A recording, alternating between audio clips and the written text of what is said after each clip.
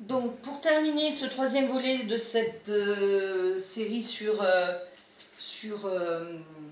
donc le triangle pédagogique, donc on revient à Jean Houssaye, donc auteur et pédagogue,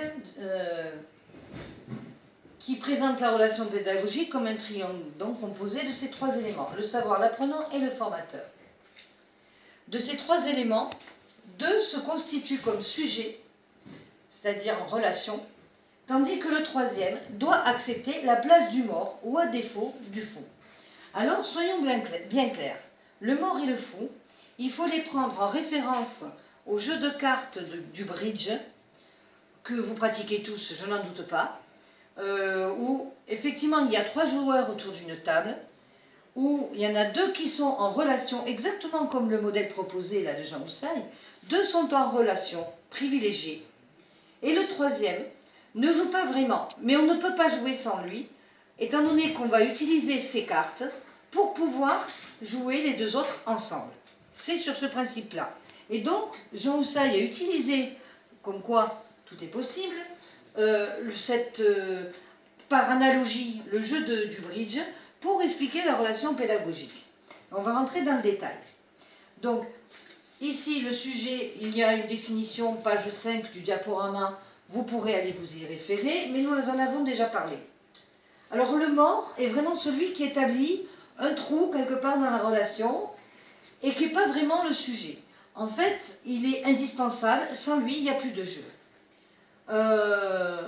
Donc là, je vous précise qu'au bridge, les cartes du mort sont étalées sur la table et on le fait jouer plus qu'il ne joue.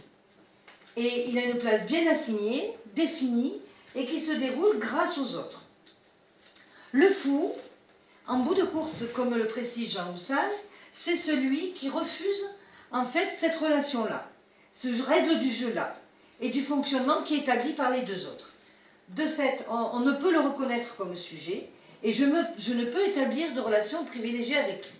En gros, c'est à un moment donné, il y a deux sujets qui jouent, qui utilisent l'autre, donc dit le mort, pour pouvoir jouer. Pour autant, si à un moment donné le mort n'a plus envie de suivre les règles du jeu, eh bien il devient fou. Donc, si vous voulez, à un moment donné dans la relation pédagogique, ou à faire acte de pédagogie, comme dirait Jean Houssaye, c'est mettre en place, c'est en fait deux qui sont constitués dans cette relation, qui se constituent, se reconnaissent comme sujet, et ce sont eux qui structurent véritablement la situation pédagogique. Donc une pédagogie ou une andragogie est une articulation privilégiée entre deux sujets sur l'exclusion du troisième, avec qui on doit maintenir le contact quoi qu'il en soit. En cela, il propose plusieurs processus, et il y a trois processus qui sont proposés par Jean Houssaye. Vous les voyez ici sur ce triangle. Et donc ici, on est sur le savoir, ici donc sur les apprenants, et l'axe du formateur. Et donc, en fait, quand le formateur développe une relation privilégiée avec le savoir, ici, il est dans un processus qui ressemble beaucoup à l'idée de transmettre, enseigner. J'ai un cours à faire passer, c'est un peu ce que je fais aujourd'hui, par le biais quand même de la distance et de supports médiatisés. J'ai un cours à passer, des informations techniques à transmettre, et donc j'enseigne, d'une certaine façon, un savoir déterminé, et c'est surtout le formateur qui agit. Dans le modèle proposé avec l'analogie du jeu de bridge, ici l'apprenant est effectivement particulièrement passif.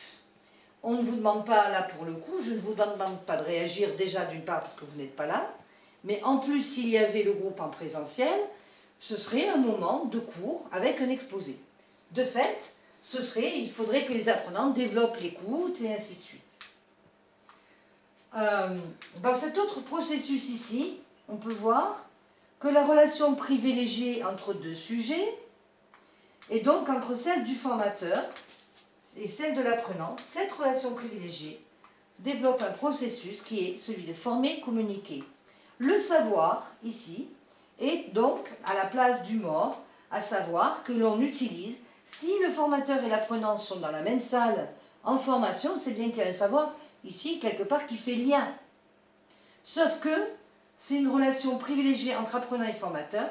Le savoir est utilisé comme moyen de communiquer et de former. Sur ce troisième processus-là, qui est donc entre l'axe du savoir et l'apprenant, on est sur le processus apprendre. Et apprendre, ça veut dire que l'apprenant a une relation privilégiée avec le savoir et que le formateur est là pour être celui qui crée les situations qui vont permettre à l'apprenant d'avoir une situation privilégiée avec le savoir. Ces trois processus, nous les utilisons en permanence en formation et nous naviguons régulièrement entre les trois. L'idée, c'est de définir maintenant à quel moment, en tant que formateur et pédagogue andragogue, je décide d'être dans un processus transmettre et enseigner, ou celui d'apprendre, ou celui de former et communiquer, et de favoriser la meilleure situation pédagogique possible pour que les apprentissages se fassent.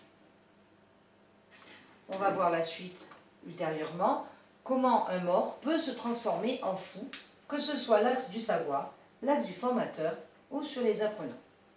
A plus tard.